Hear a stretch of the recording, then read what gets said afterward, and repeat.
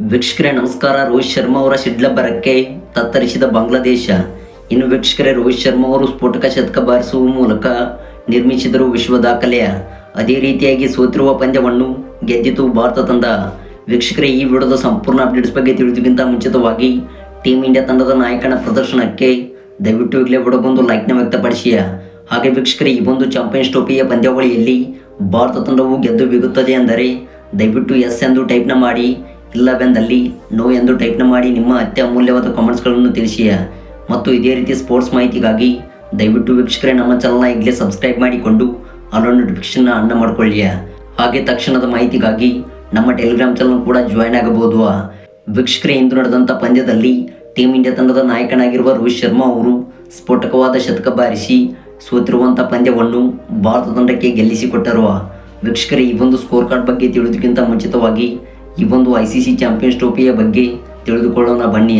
ಹೌದು, ಇದೇ February 19ರಂದು ICC champions ಟ್ರೋಫಿಯ ಪಂದ್ಯಾವಳಿಯು ಪ್ರಾರಂಭಗೊಳ್ಳಲಿದೆ. ಹೌದು, ಈ ಒಂದು ಪಂದ್ಯಾವಳಿಯ ಮೊದಲ ಪಂದ್ಯದಲ್ಲಿ ಪಾಕಿಸ್ತಾನ ಹಾಗೂ ನ್ಯೂಜಿಲೆಂಡ್ ತಂಡವು ಕರಾಚಿ ಅಂತಾರಾಷ್ಟ್ರೀಯ ಮೈದಾನದಲ್ಲಿ ಮುಖಾಮುಖಿಯಾಗಲಿವೆ. ಇನ್ನು ವೀಕ್ಷಕರೇ, ಈ ಒಂದು ಪಂದ್ಯಾವಳಿಯ ಎರಡನೇ ಪಂದ್ಯದಲ್ಲಿ ಬಾಂಗ್ಲಾದೇಶ ಹಾಗೂ ಭಾರತ ತಂಡವು ಮುಖಾಮುಖಿಯಾಗುತ್ತಿವೆ. ಇನ್ನು ವೀಕ್ಷಕರೇ, ಈ ಒಂದು ಪಂದ್ಯಕ್ಕಿಂತ ಮುಂಚಿತವಾಗಿ ವೀಕ್ಷಕರೇ, ಇಂದು ದುಬೈನ ಅಂತಾರಾಷ್ಟ್ರೀಯ ಮೈದಾನದಲ್ಲಿ ಜರುಗಿದ್ದ ಪ್ರಾಕ್ಟೀಸ್ ಮ್ಯಾಚ್ನಲ್ಲಿ ರೋಹಿತ್ ಶರ್ಮಾ ಅವರ ಶಿಡ್ಲಬ್ಬರಕ್ಕೆ ಬಾಂಗ್ಲಾ ತಂಡದ ಟೈಗರ್ಸ್ಗಳು ತತ್ತರಿಸಿ ಹೋಗಿದ್ದಾರೆ.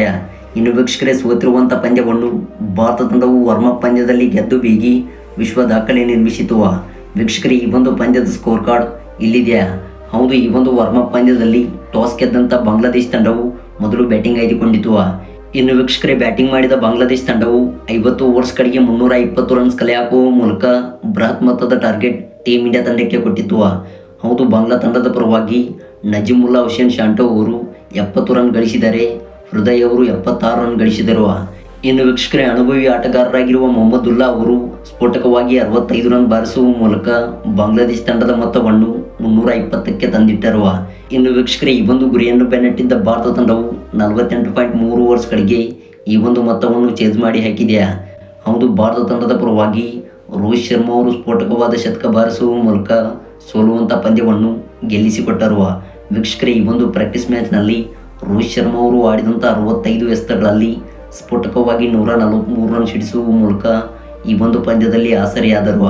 ಇನ್ನು ವೀಕ್ಷಕರೇ, ಇವರಿಗೆ ಸಾಥ್ ನೀಡಿದ ಶ್ರೇಯಸ್ ಅಯ್ಯರ್ ಅವರು ಸ್ಫೋಟಕವಾಗಿ 65 ರನ್ ಬಾರಿಸಿದರೆ ಅಕ್ಷರ್ ಪಟೇಲ್ ಅವರು 45 ರನ್ ಬಾರಿಸಿದರು.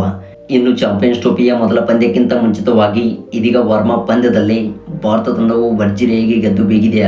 ಹೌದು, ದುಬೈನ ಅಂತಾರಾಷ್ಟ್ರೀಯ ಮೈದಾನದಲ್ಲಿ ಭಾರತ ತಂಡವು ಇದೀಗ ಅಭ್ಯಾಸ ಪಂದ್ಯದಲ್ಲಿ ನಿರತವಾಗಿದೆ.